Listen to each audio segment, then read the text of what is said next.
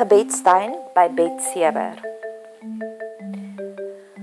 Ons het 'n gebedstuin by Betsewer. By die gebedstuin kry die gaste die geleentheid om rustig en stil te gaan raak voor God se voete.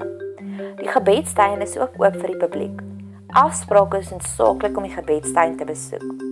Omdat 'n gebedstuin nog 'n vreemde konsep is, en ook hier in ons land en in ons generasie, gaan hierdie video dit 'n bietjie verduidelik.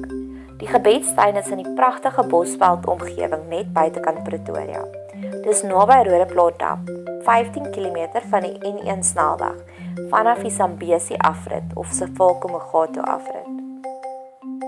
Dit is 'n kort wandelroete en ons beveel gemaklike skoene aan. Dit is 'n gelyk oppervlakte, so geen ernstige fiksheid word benodig nie.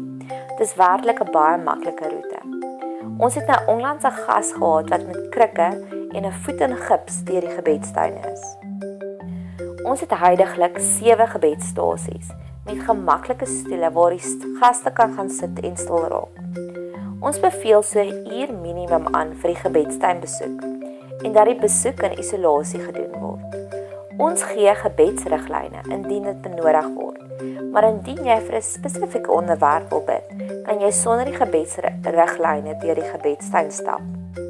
Die riglyne sluit die volgende in, soos byvoorbeeld: bid vir meer liefde in jou lewe, bid vir meer blydskap in jou lewe, bid vir meer vrede in jou lewe, bid vir 'n meer intieme verhouding met God, ensovoorts.